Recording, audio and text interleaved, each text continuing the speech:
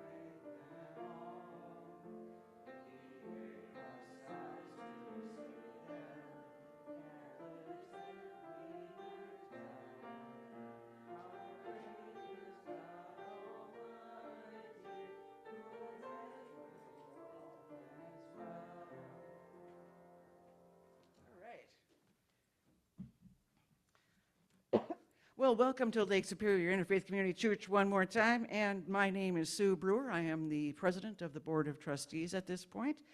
And today, our speaker is Barbara With. She is back from a world tour, and we're glad to have her back and showing up for a good time today.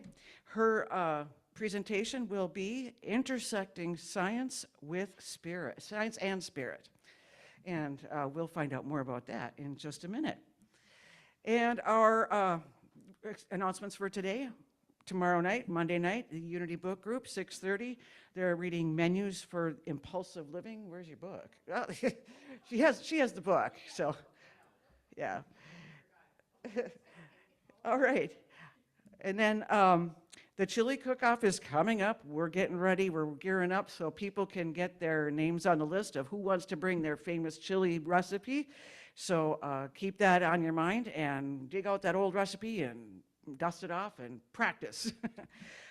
Virginia Hurley, we've mentioned before, she's still needing rides to get here if somebody has an opportunity to pick her up. And Kathleen has her phone number, right? Okay. Upcoming events on September 7th. Don't forget, I'm getting it out there early. September 7th is the first Sunday in September, so he will be doing his meditation group Sunday morning, the 7th of September. That starts at 9. Also, the Sacred Grove Soul Journey event. Would you like to come up and talk about it, Kimberly? There are flyers downstairs, too. I need to read, right? So myself and Lisa, who comes to our church as well, and Teresa, who is a regressionist, the three of us will be having a 6-hour immersive soul journey, if you will. And we'll have somatic yoga practice, the hypnosis journey, past life regression, and then we will, bring it all together with the sound bowl frequency to integrate it all together. So it is on Saturday. It is limited. We're limiting it to 10 people. You didn't need to communicate with myself by text or phone call. It is $150, and we would require a deposit to reserve your space. So if anyone has any further questions, certainly feel free to talk with me or give me a call or text, whatever is best for you. All right, thank you.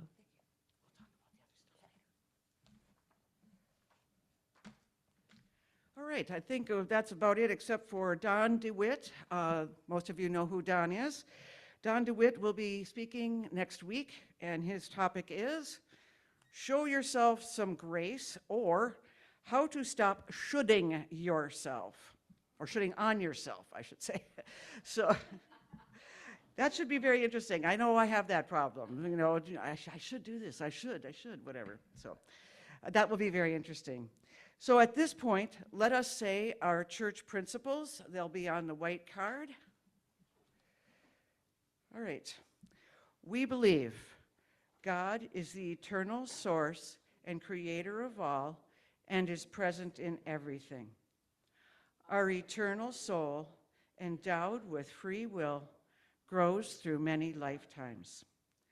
Communication occurs between the physical and spiritual worlds.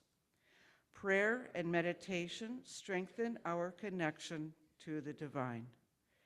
All healing comes from Source. Seeking this for ourselves and compassion for others' suffering is the highest priority.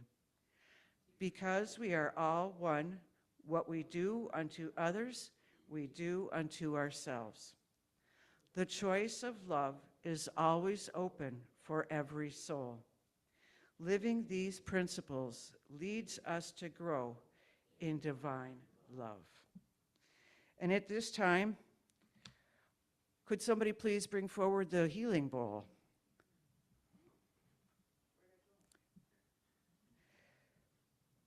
At this time, we will think about the people whose names are listed in the book, people and pets who are listed in the bowl.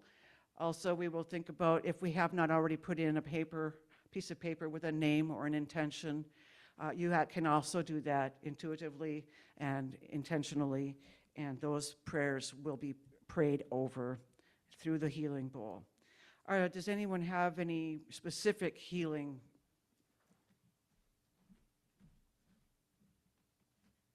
I'd like to ask for my dear friend Carmen in Romania.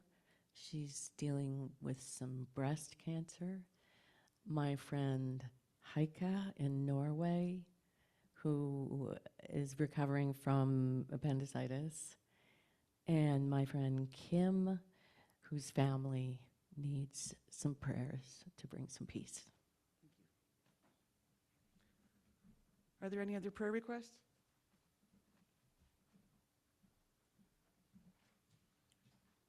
I'd like to ask for prayers for my neighbor Laura, who's in the hospital. She has some inflammation on the brain that they're working on. I think it's going well, but let's keep her going. Thank you. Are there any other prayer requests? The world. Right there. Everything, the whole world, everybody needs help and healing. Speaking of healing, on the white card, there is a prayer for spiritual healing.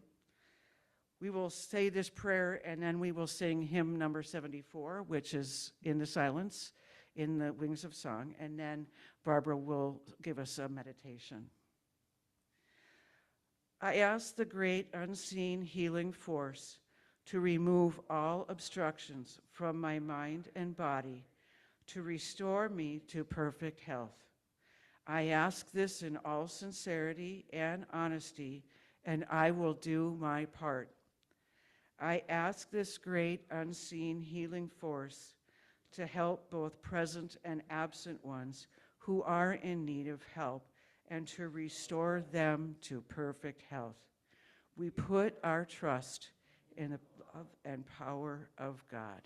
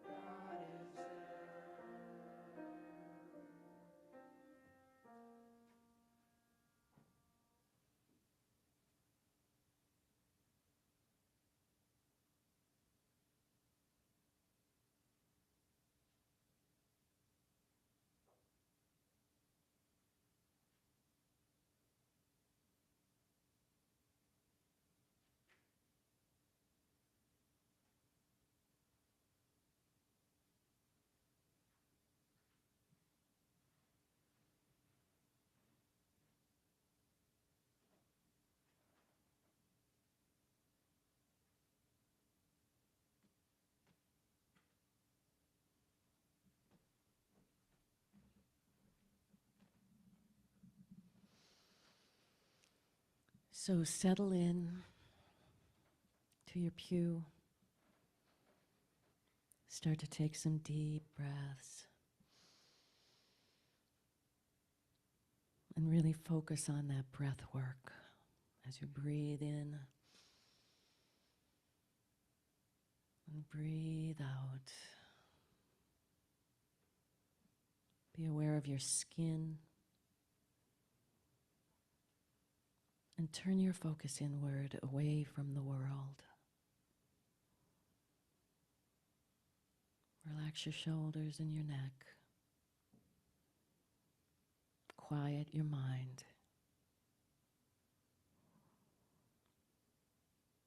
Now imagine you're on the top of a sacred mountain.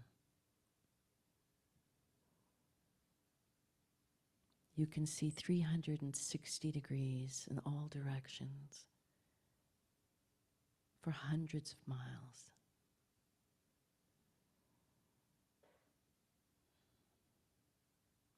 The air is rarefied. The veil is lifted.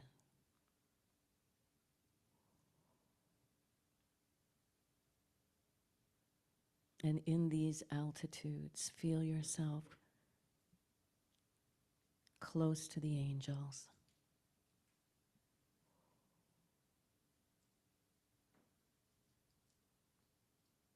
Close to the heavens.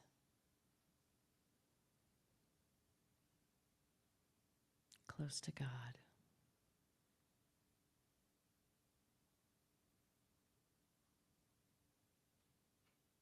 And as you're standing on the top of this sacred mountain,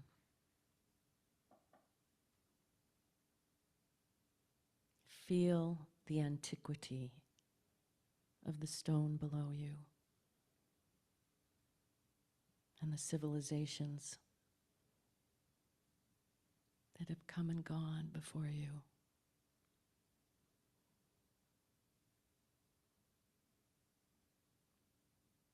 Let all that memory of the earth flow up into you with every breath you take in.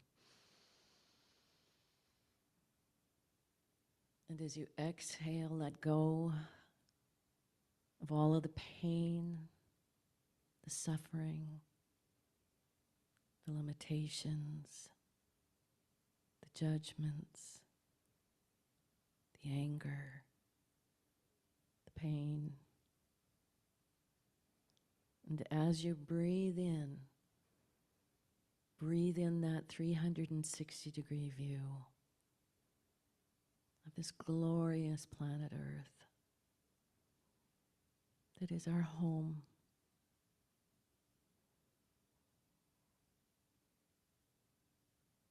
And know that as you breathe in all of the light and breathe out all of the suffering, that you are part of breathing for the earth, breathing for the trees and the fish and the birds and the water, breathing for the bear and the elk, the otters and the frogs, and breathing for all the humans who are on the planet at this time. And breathing for all the humans who have come before. And for all the humans that are yet to be.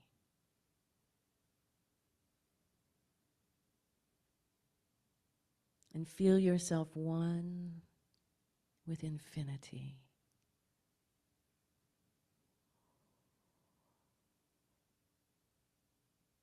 And as you gaze out and can see for hundreds of miles over the tops of other mountains, down into the valley where the villages appear far away and tiny.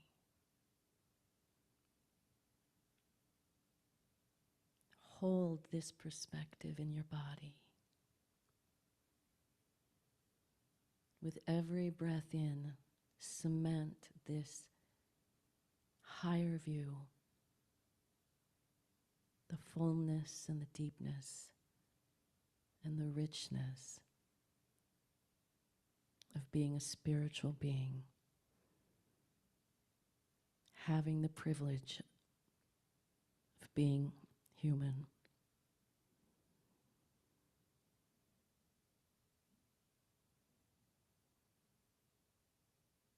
Let go of all your earthly concerns. Let go of all the illness and the suffering and the pain. And feel that you've come home.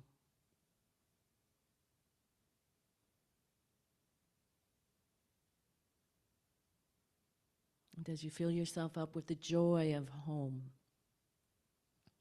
slowly make your way down the mountain.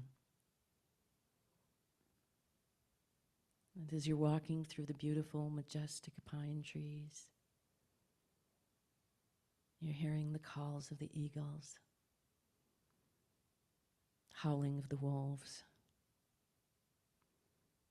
the flight of the birds, smell of the roses. And come back down the mountain to be seated here together as one.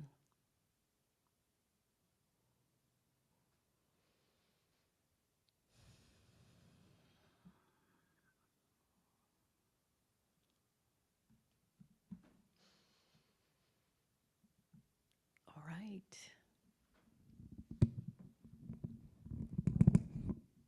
Good morning, everyone. I know we've said it 100 times already, but I'm going to say it again. As Sue said, I am Barbara With, and I have chosen this topic to talk about, this intersection of science and spirit, in honor of the fact that in July, on July 8th, I got to deliver on the 70th anniversary of Einstein's actual last manifesto, my entire body of work as a psychic channel working with Einstein and the party for decades. And it was so monumental. There would be so much to talk about, but I had to pick what I wanted to share with you. And first of all, that it was literally for me an end of an era.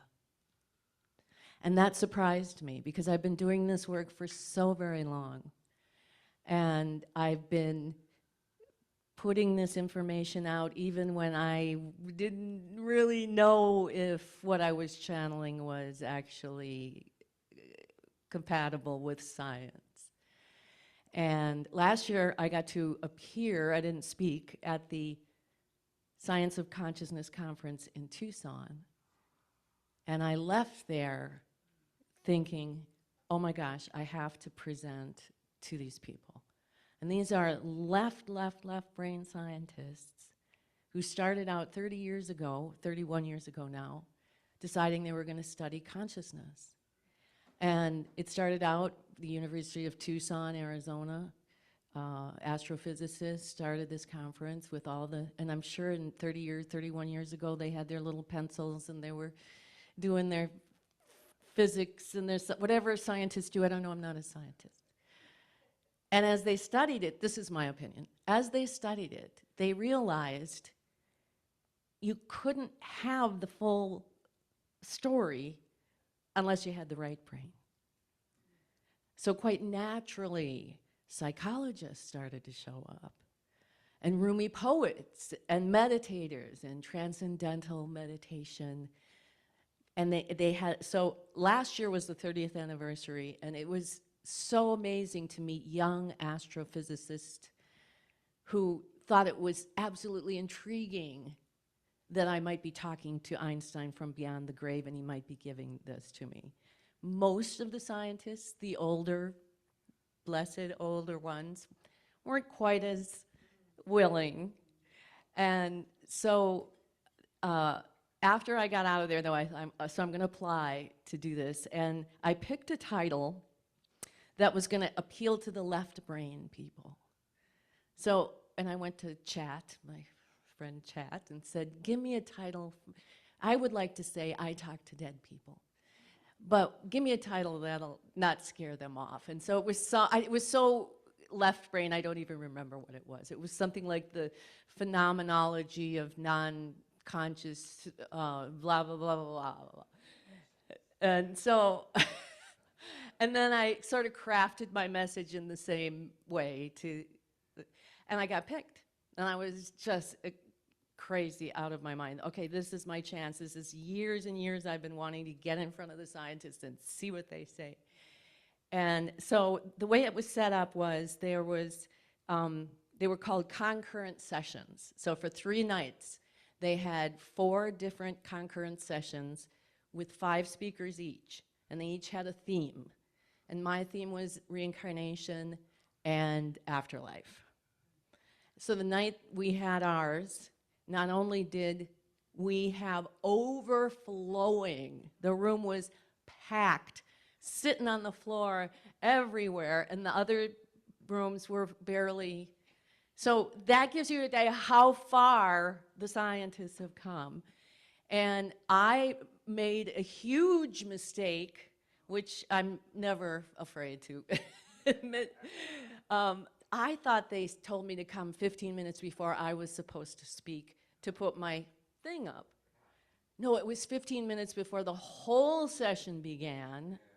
And when I got there a little bit after it had started, I realized the gravity of what I had done, because I have this beautiful video I'm going to share with you today that was my whole highlight, and I wasn't going to be able to do it. So the whole time the other 4 people were speaking, I was simultaneously going through what I would say for 20 minutes if I couldn't get my video, and then looking for the sound guy, and he was trying to do it this way and that way, interrupting, and the lady's like, 20 minutes, 5 minutes, 20 minutes, 5 minutes. I'm up there sweating, and I'm looking at the whole room, and these are people. One was, these are very left-brain scientists, studiers. One was studying a young man who thought he was a reincarnation of a famous golfer. One was a guy who studied and documented cell phones that picked up messages from people who were dead. But it was all done very scientifically, and their presentations were very dry. There's like, we did this cohort, and then we did that, and people were like, this is what science is, blah, blah, blah. And every single one of them said the same thing. All of our people who are in these studies are afraid to speak their truth because you're going to think they're crazy. And I was standing in the front of the room because it was so packed, and I was up here watching people's faces, and I thought to myself, who's going to say they're crazy? You people? You left-brain scientists? Are you the ones that are going to make them feel like they're crazy? I was just thinking that, going, So I get up there, and finally, we've got the video, except there's no sound. So I'm going to have to, during the video, go down with the thing, the microphone to the computer, and everyone was fine with that. And I got up and said, here's what I made up, the phenomenology of the non-conscious, blah, blah, blah, blah, blah. Here's what I really meant to say. I talked to dead people. I've been talking to Einstein.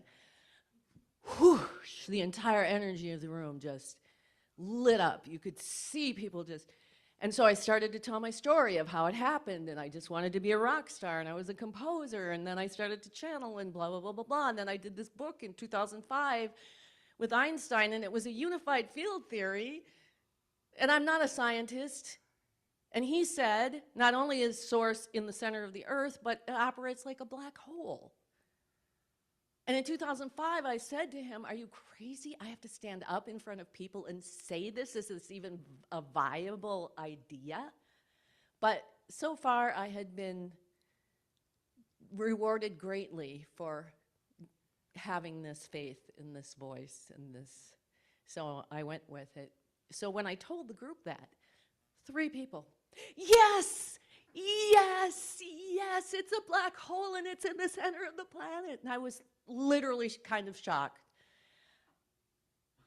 And so, okay, and then after I was done, people were just crazy. They're like, oh my God, you've just said this and you've just said that and that is that. And then when it was all done, even though none of the really top scientists had come to see my little presentation, I was hearing from them in their presentations. Nassim Harriman, probably the top researcher of unified field theory. Yes, it could be that the Earth is in the black hole and it's in the center of the blah, blah, blah. And I think I thought, my job is done here. I've delivered the message. I've channeled Einstein forever. I've researched, developed now, and not because they all heard me, but because you get it up into the ethers, you get it up into the consciousness, into the conversation. You keep talking and bringing it. And so it was kind of, there's kind of a sadness to it, although I know there's a new era on the horizon. But, and just the other thing, before I play you this video, I had a very profound, and this all is about the science and spirit combining and understanding. I asked my friend, Carmen, who is Romanian. She's been a promoter of mine for many years. She organizes my events in Romania. And I asked her to come, I hired her to come and be my media person so that she would videotape everything and be there. And when she got to Spain, we're in Barcelona, is only when I learned she had had this breast cancer for a year, and that she had done everything, she was doing everything she could, and Romanian medical, whatever. And somebody had told her, there's 2 things you need to do. You need to go to the Mediterranean, it's very healing. Then you need to go to a place called Montserrat. Anybody hear of this ever? Yeah, I'd never heard of it. It's outside of Barcelona, and it's a monastery way up that's housing the Black Mary, it's called. And it's a statue that allegedly is from the time of Christ, that very early on got smuggled out of wherever it was in the Middle East and deposited in Barcelona. And because they knew there were marauding countries about to take them over, this is like 400 AD, whatever, they sent it up the mountain to protect it, and then they lost it. Because the marauding lasted for 100 years, and it kind of, until in 1870 or 877, some shepherds found it in a cave, and they built this monastery. Now, if you were ever there, you would know that there's no way in God's green earth anybody could get any kind of building equipment at that time up that mountain. So anyway, Carmen comes to tell me these are the 2 things that I was supposed to follow, and she didn't have the funds, she didn't have a way, she was sick, and I call her up and say, hey, let me hire you to come to the Mediterranean and Montserrat. So I was part of the answer to her prayer. And I don't know how it works. I don't need to. I don't care. But when I realized that, I thought, I was so honored. It's like, how many times are we the answer to someone's prayer? And we don't even know it. We don't even know how. We might think we just did a little thing, and I was sort of selfish, like she's the best one and closest one who should do this. But so we went, and we took the 3 metros, and then you got to get on the train. You go to here and get off in the middle of nowhere, and then take this tram straight up. And she had had this dream the night before of this beautiful turquoise sky with all these angels, and they told me about it. So we get up there, and I'm thinking to myself, I have never heard of this place. There's no way they could have built this monastery here. So we get in line, and the people who are herding us basically say, keep it moving. You know, everybody wants to sit in front of her and pray, but kind of keep it moving. Okay. So you're going in this incredible monastery, little pathways and up the stairs and through the thing, and we get up there, and finally you get there, and here's this ancient Madonna in this glass, except they have her hand with some sort of ball so that you can touch the ball, you don't touch her hand. And Carmen sat there praying and praying and praying, and I'm thinking to myself like, ooh, keep it moving, you know, but everyone was just dead still as long as she needed. It's like somebody knew. And we finally went down, and behind her is this beautiful old cathedral or chapel. And on the ceiling is this painting. It's this blue turquoise, and there's these angels going straight up, like perspective-wise, and they're coming down, and as you get closer to the planet, there's these sacred mountains, and then there's the trees and the animals, and then there's the, you know, the priests and the nuns, and then there's the farmers and the miners, and it's how the angels built Montserrat. So those kinds of, I have so many stories about the past 2 months, but that one was really one of the most profound, where I just sat back when I was done and thought, you know, when we surrender ourselves to God, just take me and use me, and I'll go where so many things can happen. So anyway, I want to just show you the video that I played for all the scientists, and it'll be sort of the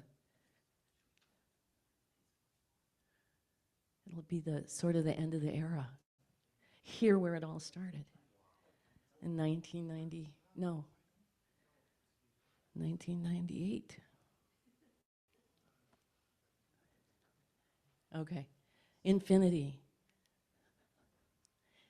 And this was my last minute thing on the way up. I was thinking I should show this, so Steve's just winging it. I didn't, and none of us were prepared.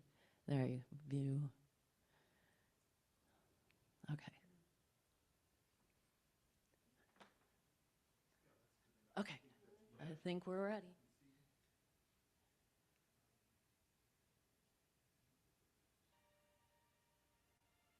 Einstein said that compassion is actually the first fundamental force of the universe. The four fundamental forces are electromagnetism, gravitation, the strong nuclear force, and the weak nuclear force. And our imagined Einstein is suggesting that compassion is the first fundamental force of the universe. The creative intelligence that uses the four fundamental forces to impel the creation of the physical world one step at a time. That compassion plus energy equals consciousness. And that consciousness plus math equals mass or matter. To start, the root of all creation is a mystery. In meanings of emptiness, vacancy, and vacuum, these depict the 0 point where nothing exists. M-theory is a theory of physics that unifies all other versions of string theory. And string theory accords consciousness into strings. At the root of all physical consciousness, it's suggested there are these strings. But M-theory creates a three-dimensional circular membrane domain that surrounds the universe contained therein. M-theory, according to Edward Witten, who is the physicist who invented the very term, the M could stand for membrane, mystery, magic, manifestation, or even miracle, and should be used according to taste. That was a scientist. So right from the start, we have to commit to many mysteries, understand that there is much that you will never know. So accept it. And the more that you can live with the statement, I don't know, the more powerful you'll become. Because this statement will quiet your intellect and allow you to relax, witness the creation of your own life. There's the miracle. Einstein says that the void and the source and the origins of our entire universe begins in the center of the earth. That within the center of the earth, there is conditions of that of a black hole. And partly because the center of the earth is so much hotter and spinning so much faster than the surface of the planet that it's creating those conditions. Brian Greene, who is a famous string theorist, confirmed that black holes can be something different than these giant structures far out in outer space that are devouring universes. They can have a much smaller structure, and he suggests even the center of the planet. Talking about the entire universe inside a black hole is a bit extreme, but what I would say is, it is possible that, at least according to the traditional general relativistic description of black holes, let's just act as though Einstein had the important word on black holes. If that's true, then right now, it's quite conceivable that the Earth just passed across the edge of a black hole, that we are all now inside of a black hole. So what is it that impels energy to step out of the void and into the everything and create this membrane domain that's surrounding whatever universe it's going to create? According to Einstein, it's compassion with a capital C, the creative intelligence that uses the four fundamental forces to impel the creation of the physical world one step at a time. What exactly do we mean by compassion? How is it quantifiable? So let's take a look at the root of it, the compass. So the first definition is inspired by the meaning of the word compass in reference to a device with two arms used for drawing circles. So compassion impels energy to step out of the 0 point and into all potential to create this membrane domain we call your compilation of consciousness. It's 1 point, a singularity within an electromagnetic domain in which all of the mathematics of your human life are contained. The second thing is based on the definition of the word compass as an instrument that defines geographic direction. So compassion impels consciousness to align with the electromagnetic field of the earth in order for all emerging humans to be on the same map. So now that all compilations are aligned to true north, we're all going to have the same key and the same legend for the map of the location of where and when physical manifestation will take place in any given moment. So latitude, longitude, form, time, color, vibration, all of these mathematical formulas eventually will manifest on the surface of the earth as a perceived physical object with shape, location, and attributes. Compassion ensures everyone is using the same map with the same features and attributes. The only thing that differs is perception. While we can all see the chair, no one else has the exact math to create your reference frame of the chair, but you. Third thing that compassion does, compassion not only creates a boundary around your domain, it then impels consciousness to separate. But even as it's impelling consciousness to separate, it's also going to retain a self-awareness on the parts of the whole that they are one organism. So compassion is programmed to nurture all the parts of the whole for the whole to thrive.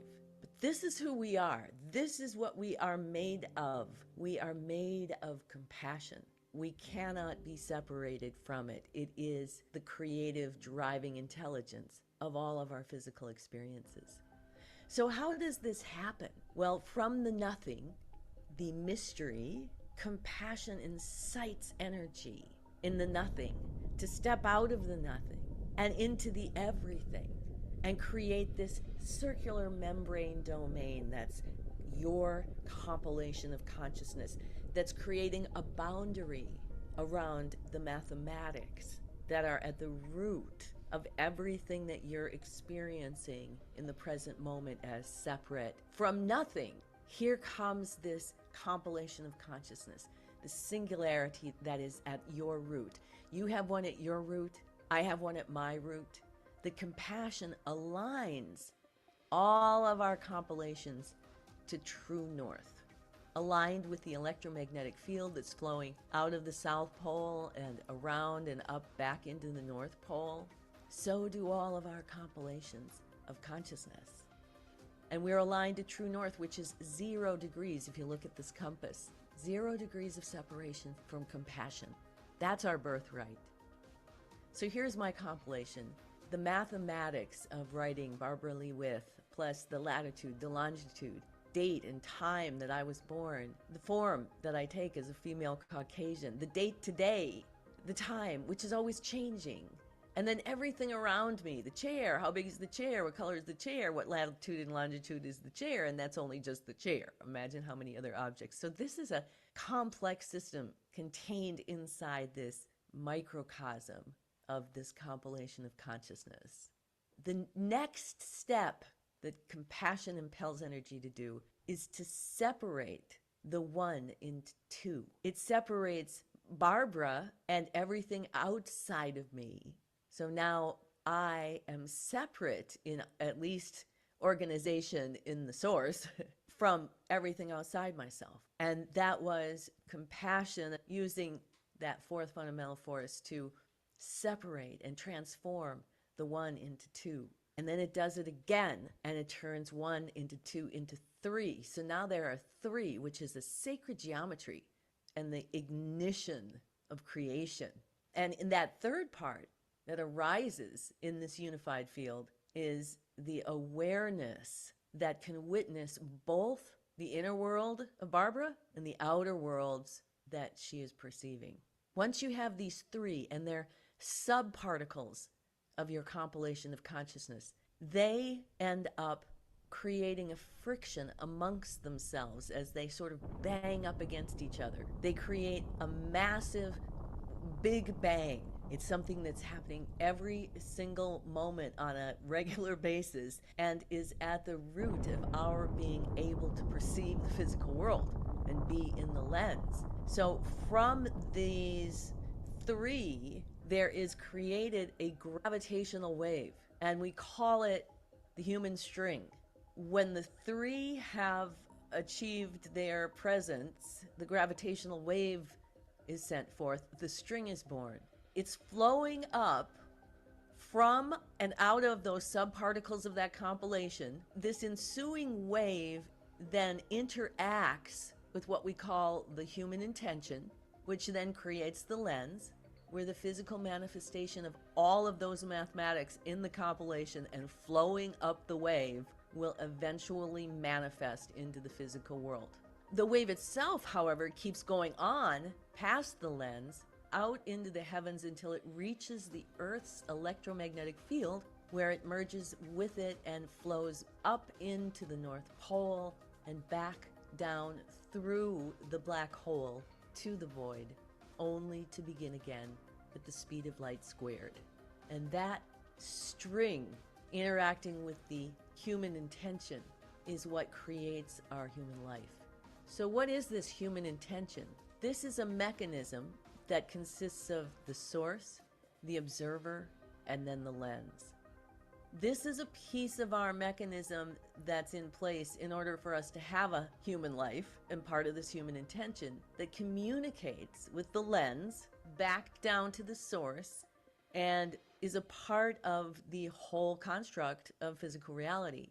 And if you look at it like the lens is a pivotal arm coming out of the source and the elbow is the observer, and the lens is the hand that's lowering itself down to interrupt the flow of that string. So the string, which is flowing at the speed of light squared, then is slowed down to the speed of light, and that's how fast it moves in the lens of the physical world. And like a prism that when light flows through it, it separates out and turns into all the colors. That's what the lens does. It takes the mathematics of that string and slows them down, separates it out, and now we've got color, we've got sound, and we've got separation. The physical body is created in that lens, and the body is the projector and then also the perceiver of the physical world. So using thoughts, senses, and feelings, the physical body is projecting and perceiving the chair and having the experience of creation. Now, where we focus on the work of conflict revolution is on the part of the gravitational wave that is flowing from the center of the planet to the surface of the planet to create the lens in the physical world. We are going to revolve our focus off of the physical world and back around to that non-physical gravitational wave, because contained on that wave are what we call the three human dimensions: emotion, intuition, and intellect. They each have their form and their function, but they also have a way in which they work together, and we call that the operating system. We're going to take a look not only at each of them individually, but then how are they supposed to work together? And where do the conflicts get created within this part of our being? Okay. That's a lot of a lot of a lot. Thank you. I even watching it myself, I get overwhelmed about how much work and everything that went into that. And so to be able to hear Nassim Haramein say, yep, it's the center of a planet, yes, it's all a mystery, it's just beyond my comprehension. So anyway, I've taken way too much time with this, but okay, good.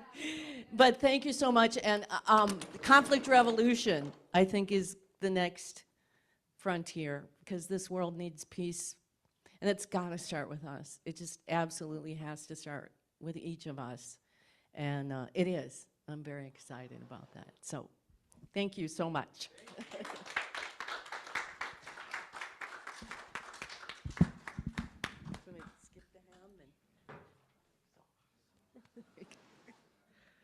I'm jealous. All right, so at this time, can we ask a couple of people to bring forward the baskets for our offering? And could you play a little music for us, Carol?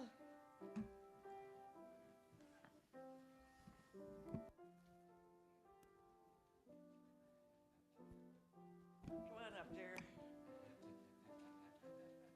Oh, that was fantastic. I went somewhere. So do you. I went somewhere where I've never been before. Isn't that great? She's really intelligent, isn't she? Yeah. All right. You hold those, Jer. Yeah, well. And so, at this moment in time, we are grateful and thankful for the spirit of the universe that we are really together. We are part of that universe, always and forever. And as we saw this happening, I just felt some energy come as we were watching this now. An energy of the universe that we're always part of. We've always been part of this. But we now can say, let's all do it together.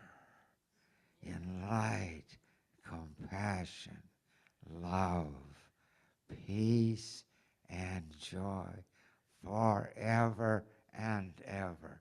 Amen. Amen. Amen. All right. Thank you, Jerry.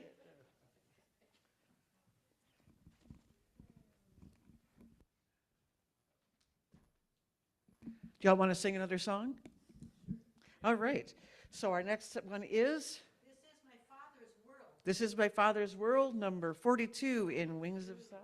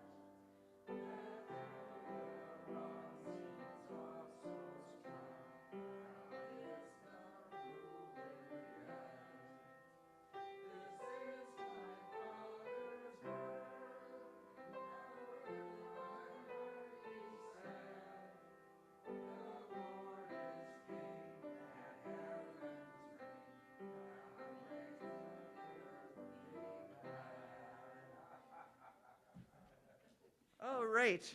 We'll say our church affirmation, which is on the white card.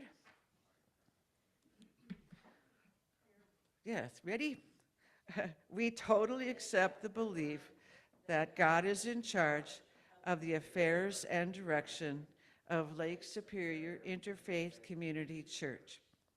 As our thoughts of trust and joyful anticipation join in harmony with the thoughts of all members of this fellowship, we attract the right ministerial leadership and people to our spiritual community. And what are we? We are grateful. Barbara, while you're giving the benediction, let's all start gathering in our circle.